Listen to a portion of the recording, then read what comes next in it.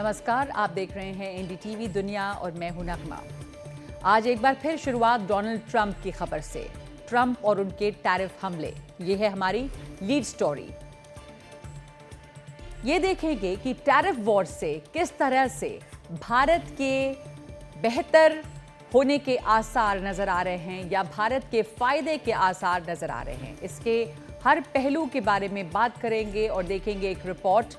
इसके साथ ही एनडीटीवी दुनिया में आगे देखिए, सर्बिया के सरकारी टीवी चैनल को कहां किसने क्यों घेरा।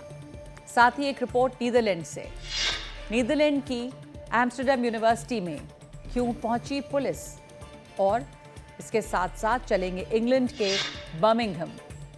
देखेंगे कि वहां किस तरह के कूड़े के ढेर में बदल चुका है एक बहुत ही खूबसूरत शहर।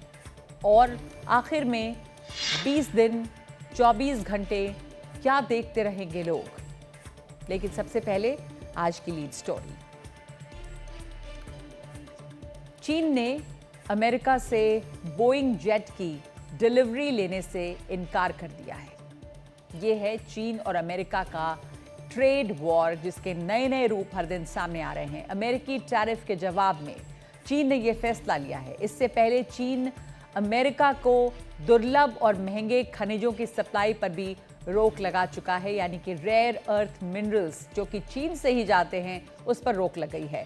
बहुत ही कम विदेश जाने वाले चीन के राष्ट्रपति कल से 3 देशों की यात्रा पर भी निकल चुके हैं, जिसमें कि साउथ ईस्ट एशिया के देश हैं। चीन टैरिफ के मुद्दे पर अमेरिका के खिलाफ माहौल बनाने में लगा है, उसको जवाब दे रहा है। अमेरिका के साथ उसकी टैरिफ जंग को देखते हुए लग रहा है कि इस टैरिफ वॉर में भारत के लिए बेहतर आसार हो सकते हैं, क्योंकि भारत के पास वो सब कुछ है जो चीन के पास है और अमेरिका को जिसकी जरूरत है।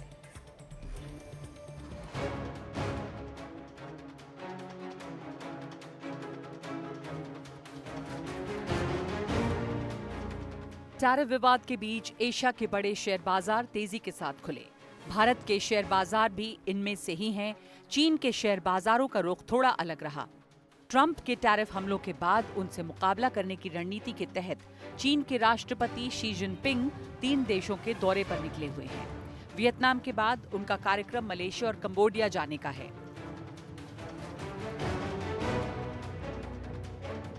टैरिफ युद्ध में चीन अमेरिका को बराबर की टक्कर दे रहा है। सबसे बड़ा झटका अमेरिका को तब लगा जब चीन ने दुर्लभ खनिजों के निर्यात को रोक दिया। इनमें से डिस्प्रोसियम और नियोडायमेनियम बहुत अहम हैं। इनके बगैर मिसाइल और विंड एनर्जी के टरबाइन से लेकर इलेक्ट्रिक गाड़ियों के काम पर भी असर पड़ सकता है। लेकिन चीन की इस सख्ती में भारत के लिए एक मौका है। भारत के पास भी दुर्लभ खनिजों का अच्छा खासा भंडार है और इनका निर्यात करके भारत इस मौके का फायदा उठा सकता है। वैसे दुनिया में सबसे ज्यादा दुर्लभ खनिज भंडार चीन के पास है, उसके बाद नंबर है वियतनाम का, फिर ब्राजील, रूस, भारत, ऑस्ट्रेलिया, अमेरिका और ग्रीनलैंड। बेशक चीन का कोई मुकाबला नहीं, क्योंकि उसके पास दुर्लभ खनिजों का सबसे ज्यादा 4 करोड़ 40 लाख टन भंडार है, जबकि भारत 5वें नंबर पर 69 लाख टन के भंडार के साथ है। चीन ने 2024 में 2,70,000 टन दुर्लभ खनिजों का उत्पादन किया। भारत के लिए ये आंकड़ा 2900 टन का था। भारत में monazite, zircon, ilmenite, columbite, tantalite, beryl, apatite, sillimanite और लोपराइट के अच्छे भंडार हैं। लेकिन सिर्फ रेयर अर्थ मिनरल्स ही नहीं, दूसरी वजहों से भी टैरिफ वॉर के बीच भारत के लिए कारोबार के अच्छे आसार बन रहे हैं। बेशक चीन की अर्थव्यवस्था भारत से 5 गुनी है, लेकिन वर्कफोर्स, तकनीक और जमीन की भारत में कोई कमी नहीं। फॉक्सकॉन के आने के बाद भारत की विश्वसनीयता में और इजाफा हुआ है। दूसरी तरफ चीन जैसे को तैसा टैरिफ हटाने के लिए लगातार अमेरिका पर दबाव बना रहा है। वो अपने स्तर पर भी जो कर सकता है कर रहा है, लेकिन दूसरी तरफ उसने बातचीत के दरवाजे भी बंद नहीं किए हैं। लेकिन ट्रंप ने चीन को छोड़कर सारी दुनिया को 90 दिनों के लिए राहत दी है। इसमें भारत भी है। भारत के पास मौके का फायदा उठाने के लिए सब कुछ है, बस इन 90 दिनों में उसे अपनी बिसात बिछा लेनी है। और हमारे साथ इस वक्त इस मुद्दे पर बातचीत के लिए, इसे समझने के लिए जुड़ गए हैं एसपी शर्मा, जो कि आर्थिक मामलों के जानकार हैं और वो फॉर्मर चीफ इकोनॉमिस्ट हैं पीएचडी सीसीआई के। एसपी शर्मा साहब, जो रिपोर्ट हमने अभी देखी और जिसमें एक तरह से ये लग रहा है कि भारत के लिए एक बेहतर मौके हो सकते हैं चीन और अमेरिका के इस ट्रेड वॉर में, आप इसे कैसे देखते हैं? चीन और अमेरिका के बीच ट्रेड वॉर जो चल रही है वो तेज़ होती जा रही है। चीन लगातार अमेरिका को कड़ी टक्कर दे रहा है, जवाब दे रहा है रेयर अर्थ मिनरल्स पर भी कि एक्सपोर्ट पर उसने रोक लगाई है और चीन सबसे बड़ा प्रोड्यूसर है। बोइंग जेट की बात भी हमने सुनी, पर भारत के लिए इसमें आप क्या मौके देख सकते हैं? क्या बेहतर बिजनेस अपॉर्चुनिटीज़ जिनको भारत इसका इस्तेमाल कर सकता है?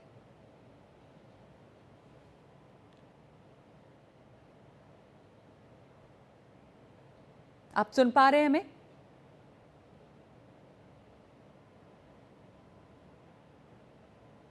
नहीं, मेरे को उनकी आवाज।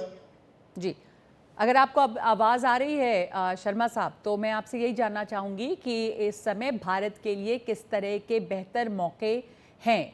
भारत कैसे चीन की बराबरी उसके व्यापार में नहीं है, लेकिन वो उस जगह पे जो गैप्स हैं चीन और अमेरिका के ट्रेड वॉर की वजह से, वहाँ पर भारत किस तरह की भरपाई कर सकता है?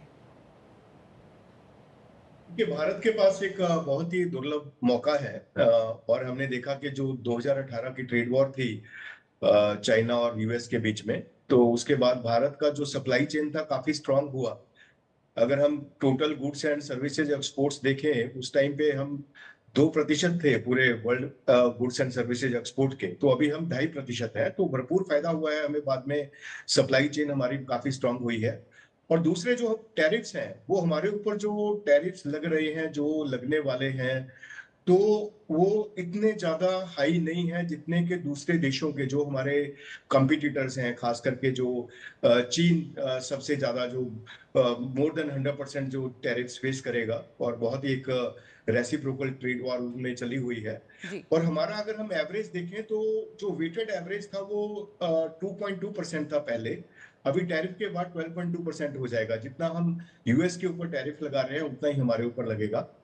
और जो हाई टैरिफ है, जो 30% के आसपास है, वो लगभग कोई 250 मिलियन के एक्सपोर्ट्स के ऊपर ही लगेगा। ज्यादातर जो 15% टैरिफ है, वो लगभग कोई 20 से 25 बिलियन डॉलर के एक्सपोर्ट के ऊपर लगेगा। खास करके जो ऑटो है और जो हमारा ये तो वो ऐसे कौन जो से? प्रोडक्ट जी हैं, जैसे जी। जैसे कि टोबैको है, टोबैको के ऊपर 100% टैरिफ लगने का उम्मीद है। तो कौन तो से वो कुल सेक्टर्स मिला हैं? के अगर जो देखा जाए तो सिचुएशन इंडिया की फेवर में है, अगर हम दूसरे देशों से कंपेयर करें। ये जरूर है कि जो एवरेज टैरिफ है वो काफी इंक्रीज हो रहा है, लगभग कोई 2.25% से 12.25% होना एक बहुत बड़ी बात है, जो कि शॉर्टर टर्म में थोड़ा हम इम्पैक्ट फेस कर सकते हैं। But with the improved supply chain, जैसे ही सप्लाई चेन हमारी स्ट्रांग होंगी और यूएस को जो सामान चाहिए, कौन सप्लाई करेगा? और India is one of India का सप्लाई चेन यूएस के साथ ऑलरेडी बहुत स्ट्रांग है। और जो लास्ट ट्रेड वॉर हुई थी, जो मैंने मेंशन किया, कि उसी में ही यूएस इंडिया का लार्जेस्ट ट्रेड पार्टनर भी बना था। तो कुल मिला के जो स्थिति है वो फेवरेबल ही रहेगी, लेकिन शॉर्टर टर्म में थोड़ा वॉलीटिलिटी है मार्केट्स तो में, हमें एसपी वो शर्मा फेस जी, करनी होगी। वो कौन से सेक्टर्स हैं, जैसे चाइना और अमेरिका के बीच में जो ट्रेड वॉर है, आप कह रहे हैं कि इसका फ़ायदा भारत को हो सकता है, जैसे पहले पिछले ट्रेड वॉर के समय भी हुआ और हम 2 से 2.5% इंक्रीज़ किए, और अभी भी आप कह रहे हैं अच्छे मौके हैं, लेकिन क्या सेक्टर्स हैं जहाँ पे भारत को अपनी बिसात बिछानी चाहिए? मौके हैं, 90 दिन के लिए ट्रैफिक पर जो टैरिफ है उस पर पॉज भी है। तो एक तो रेयर अर्थ की बात हमने की, जिस पर चीन ने रोक लगा दी है, और चीन सबसे बड़ा एक्सपोर्टर है अमेरिका को रेयर अर्थ का, और बहुत ज़रूरी है ये रेयर अर्थ मिनरल्स। दूसरे तो यहाँ जो ये सेक्टर है, और कौन से सेक्टर्स हैं जहाँ पर अमेरिका की निर्भरता चीन पे बहुत थी, पर भारत वो जगह ले सकता है? देखिए, जो जो मेन हमारे एक्सपोर्ट्स हैं, जैसे हम जो प्रेशियस स्टोन्स हैं, और खास करके जो इलेक्ट्रॉनिक्स एंड इलेक्ट्रिकल गुड्स हैं, और इसके बाद जो हमारे जो ऑटो में भी हमारा 3-4 बिलियन का एक्सपोर्ट है, तो उसमें भी हम आगे बढ़ सकते हैं। भले ही जी। 25% का टैरिफ हम फेस करेंगे, लेकिन वो चीन से काफी सिग्निफिकेंटली कम होगा। और दूसरा जो फार्मास्यूटिकल्स हैं, उनमें हमें एक बहुत बड़ी माहिरत मिल सकती है, उसमें हम आगे अपने एक्सपोर्ट और बढ़ा सकते हैं। और टेक्सटाइल्स में, खास करके टेक्सटाइल्स में हमें काफी अच्छा मौका है कि अपनी और सप्लाई जी। चेन को और सुदृढ़ करें और आगे बढ़े। हम्म। तो बहुत सारे ऐसे जो सेक्टर्स हैं और मैं ये समझता हूँ कि हमारे सभी सेक्टर ही जो इंडिया की मैन्युफैक्चरिंग के सेक्टर हैं उनको भरपूर लाभ मिलेगा। जी, तो और जो मैन्युफैक्चरिंग सेक्टर्स को लाभ मिल सकता है, जिसमें आपने टेक्सटाइल्स की भी बात की, ऑटोमोबाइल की भी बात की, रेयर अर्थ मिनरल्स जो है वहाँ पर भी भारत के पास मौके हैं। धन्यवाद आपका हमारे साथ जुड़ने के लिए शर्मा जी। इतना ही वक्त है अभी इस पर बात करने के लिए एनडीटीवी दुनिया में। अब हम दूसरी खबरों पे भी नज़र डालेंगे। बात डोनाल्ड ट्रंप की हो रही है, तो डोनाल्ड ट्रंप ने अब एक और कड़ाई कर दी है, और वो भी अमेरिका की जानी मानी यूनिवर्सिटी हार्वर्ड पे। अमेरिका के राष्ट्रपति ट्रंप और मशहूर हार्वर्ड यूनिवर्सिटी आमने सामने है। दुनिया भर में जानी मानी प्रतिष्ठित यूनिवर्सिटी हार्वर्ड की सरकारी फंडिंग पर रोक लगा दी गई है, जो फेडरल उसके ग्रांट मिलता है। दरअसल दुनिया के सबसे नामचीन शिक्षा संस्थानों में शुमार हार्वर्ड को अमेरिकी राष्ट्रपति के कार्यालय ने मांगों की एक सूची भेजी थी। यूनिवर्सिटी ने उन मांगों को अस्वीकार कर दिया था, जिसके कुछ घंटों के बाद ही इसकी फंडिंग को रोक दिया गया। इन मांगों में एक था विश्वविद्यालय की डाइवर्सिटी यानी विविधता, समानता और समावेशन की नीतियों और कार्यक्रमों को खत्म करना। ये अमेरिका का पहला बड़ा विश्वविद्यालय है जिसने ट्रंप की नीतियों में बदलाव के दबाव को नकारा है।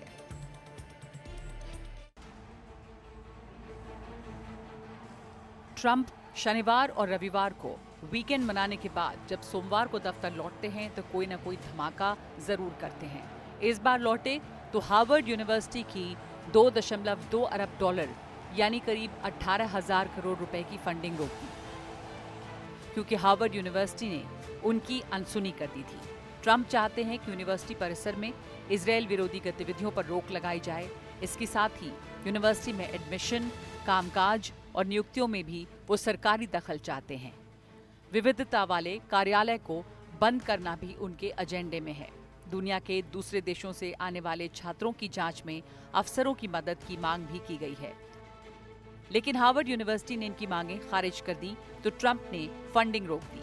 हार्वर्ड यूनिवर्सिटी के अध्यक्ष एलन गार्बर ने छात्रों और शिक्षकों को खत लिखकर कहा है कि यूनिवर्सिटी सरकार के आगे नहीं झुकेगी और अपनी आजादी और अधिकारों पर कोई समझौता नहीं करेगी। इस बीच बराक ओबामा हार्वर्ड के समर्थन में खुलकर आ गए हैं। ओबामा ने कहा है कि ट्रंप सरकार की ये मांगें नाजायज हैं और पढ़ने लिखने की आजादी को खत्म करने की कोशिश है। साथ ही ये भी कहा कि हार्वर्ड दबाव में ना आकर दूसरी यूनिवर्सिटीज के लिए मिसाल कायम कर रहा है। गाजा के मुद्दे पर पिछले साल अमेरिका की कई यूनिवर्सिटीज में प्रदर्शन हुए थे। इसमें सैकड़ों छात्रों को गिरफ्तार किया गया। हार्वर्ड यूनिवर्सिटी में भी कई दिनों तक पढ़ाई लिखाई बंद रही। कोलंबिया विश्वविद्यालय की फंडिंग भी ट्रंप सरकार रोक चुकी है और अब अमेरिका की सबसे पुरानी और नामचीन यूनिवर्सिटी उसके निशाने पर है। तो हार्वर्ड पे भी अब सख्ती कर दी है डोनाल्ड ट्रंप ने। और अब आगे रिपोर्ट देखते हैं अफगानिस्तान पाकिस्तान की। संयुक्त राष्ट्र की शरणार्थी एजेंसी यूएनएचसीआर के मुताबिक अप्रैल में लगभग 25,000 अफगान पाकिस्तान छोड़ गए हैं, जिनमें से 10,741 को डिपोर्ट किया गया है, निकाला गया है। आने वाले दिनों में ये आंकड़े बढ़ सकते हैं, क्योंकि पाकिस्तान में बरसों से रह रहे अफगान लोगों को अपने देश लौट जाने के लिए कहा है। इन लोगों के खिलाफ सख्ती होने लगी है। ऐसे लोगों की संख्या बहुत ज़्यादा है जो पाकिस्तान में ही पैदा हुए, शादी ब्याह वहीं हुए, कारोबार भी पाकिस्तान में है और अफगानिस्तान कभी गए ही नहीं, लेकिन अब सबको पाकिस्तान छोड़ना होगा। बहुत से लोग तो तालिबान के राज में जाने से डर रहे हैं, लेकिन पाकिस्तान सरकार सबको निकालने पर तुली है।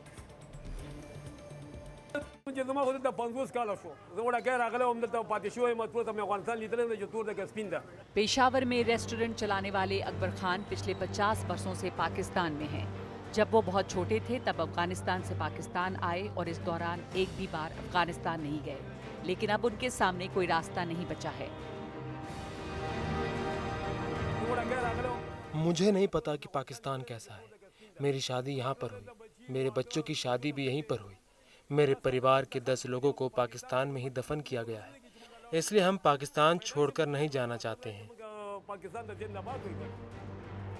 अकबर खान जैसे न जाने कितने अफगान इन गाड़ियों में अपनी गृहस्थी समेट कर जा रहे हैं। इस ट्रक में जा रहे लोग पंजाब सूबे में रहते थे, जिन्हें अब अफगानिस्तान भेजा जा रहा है। بس مشكلات زيادة ولا شي بزور بسراواخ 2 3 ورا كور ترى ولا زي इसके अलावा उनके पास कोई रास्ता नहीं, क्योंकि पाकिस्तानी अफसर उन्हें इसके लिए मजबूर कर रहे हैं। अजब गुल का कहना है कि उनका जाने का मन नहीं, लेकिन अफसर 2-3 बार उनके घर पर छापे मार चुके हैं।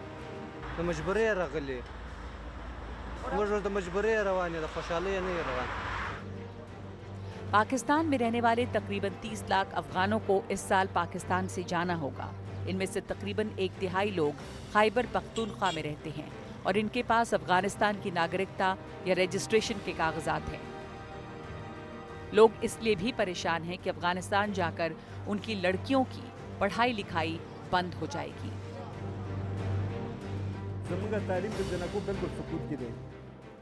अफगानिस्तान में लड़कियों की पढ़ाई ना के बराबर है। मेरा मतलब है कि कक्षा 6 के बाद उनको पढ़ने की अनुमति नहीं है। पिछले 4 वर्षों से तालिबान सत्ता में है। उनके राज में लड़कियों को पढ़ने की आज़ादी नहीं है। यहाँ पाकिस्तान में हमारी लड़कियों को पढ़ने की आज़ादी है। हमारे बच्चे खुशी खुशी पढ़ने जाते हैं।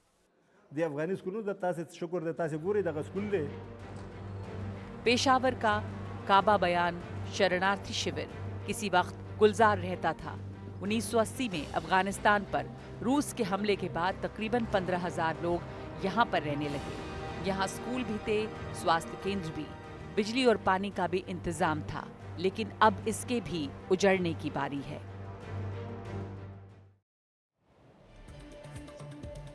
बलूचिस्तान के मस्तुंग में 3 सुरक्षा अधिकारी मारे गए हैं और 18 लोग जख्मी हुए हैं। सुरक्षा कर्मचारियों को लेकर जा रही एक बस के पास बम फटने से ये मौत हुई है।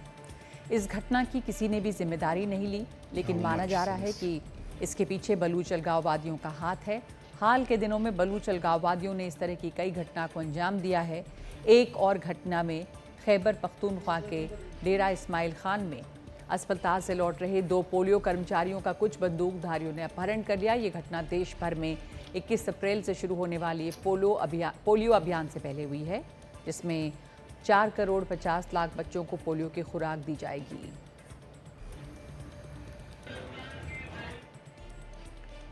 और अब खबरें वॉर जोन से। दुनिया के कई इलाकों में जंग चल रही है। देखते हैं क्या हाल है वहां पे। तो गाजा में लोगों के पास एक वक्त के खाने पीने के लाले पड़े हुए हैं और दूसरी तरफ इजराइल के हमले जारी हैं, लेकिन साथ ही दूसरी सीज फायर के प्रस्ताव को भी रखा गया है।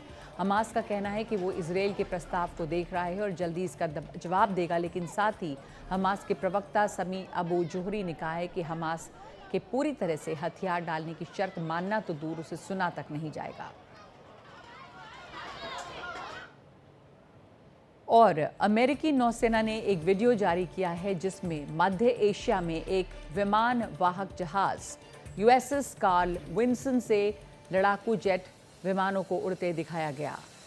अमेरिका ने USS कार्ल विंसन को इलाके में भेजा है ताकि वो हूथी बागियों पर किए जा रहे हमलों में USS हैरी एस ट्रूमन की मदद कर सके।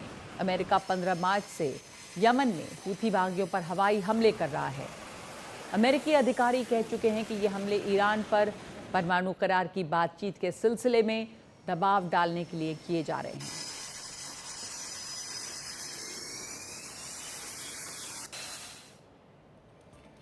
और रूस ने सोमवार को कहा कि 24 घंटों के दौरान उसने यूक्रेन के कई सैन्य ठिकानों पर हमले किए हैं। रूसी रक्षा मंत्रालय ने कहा कि उसकी सेना न सिर्फ यूक्रेन के सैनिक अड्डों पर बल्कि उसके 200 से भी ज़्यादा ड्रोन भी मार गिराए हैं। रूस ने दावा किया है कि उसने सुमी शहर में यूक्रेनी सैनिक कमांडरों की एक बैठक पर मिसाइल हमला किया जिसमें यूक्रेन के 60 सैनिक मारे गए। उधर यूक्रेन ने कहा कि रविवार सुमी पर हमले में मरने वालों की तादाद 34 पहुंच गई है और 117 लोग घायल हैं।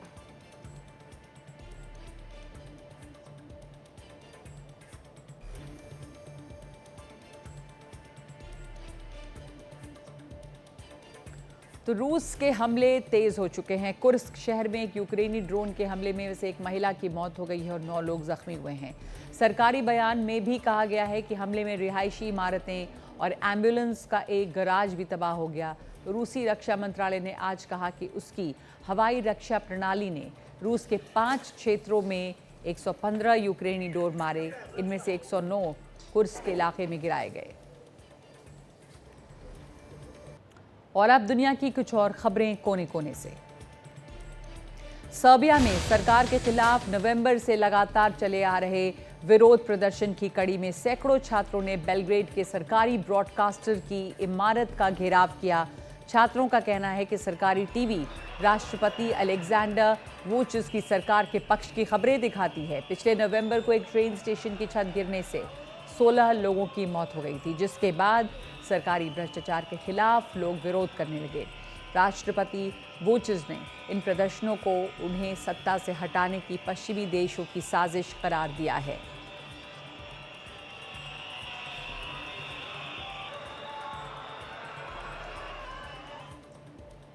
और गाजा के मुद्दे को लेकर एम्स्टर्डम यूनिवर्सिटी की एक इमारत पर कब्जा करने वाले फिलिस्तीन समर्थक छात्रों को पुलिस ने गिरफ्तार कर लिया। ऐतिहासिक सिटी सेंटर की मॉगडनविज बिल्डिंग पर प्रदर्शन के दौरान कम से कम लोगों को हिरासत में लेते हुए पुलिस नजर आई।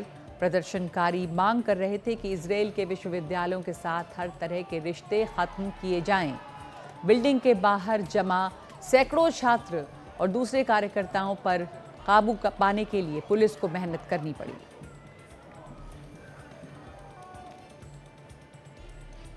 और यरूशलेम की पश्चिमी दीवार पर यहूदी श्रद्धालु और पादरियों की पारंपरिक आशीर्वाद प्रार्थना में शरीक हुए।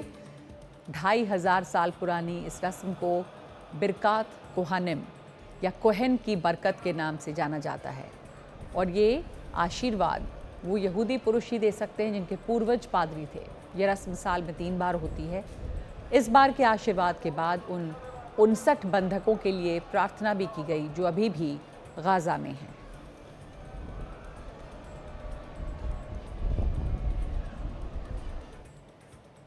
और अब तस्वीर ब्रिटेन के एक शहर की। तस्वीर है बर्मिंघम की। ब्रिटेन का बर्मिंघम शहर कूड़े के ढेर में बदलता जा रहा है। ये देखिए वहाँ की तस्वीरें।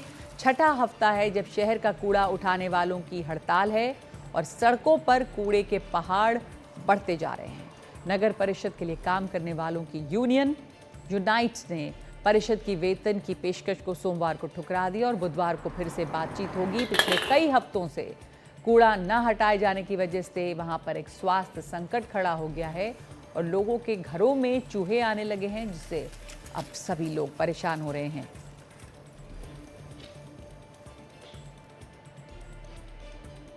और अब आखिर में आज की तस्वीर यानी वीडियो ऑफ द डे। दुनिया भर में जहां नाटकीय रियलिटी शोज लोगों का ध्यान खींचते हैं, वहीं स्वीडन के लोग जंगलों में मौसम बदलने पर मूस यानी बड़े बड़े सींगों वाले हिरणों के एक जगह से दूसरी जगह जाने की असली फुटेज देखने के लिए दिन रात जागते रहते हैं। ओनंग रुमैन नदी तैरकर 20 दिन में 300 किलोमीटर का सफ़र तय करने के लिए लोग, ये जिस तरह से जानवर सफ़र तय करते हैं वो उसको देखने के लिए आते हैं। 22 अप्रैल से 2400 घंटे लोग टीवी से चिपके रहेंगे। पिछले साल जब ये कार्यक्रम दिखाया गया था तो 90 लाख लोगों ने इसे देखा था। इसे दिखाने के लिए 26 रिमोट कैमरों और 7 नाइट कैमरों के अलावा ड्रोन से तस्वीरें ली जाएंगी।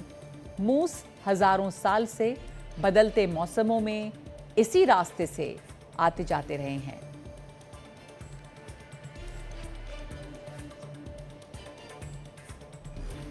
तो एनडीटीवी दुनिया में आज के लिए इतना ही। नमस्कार।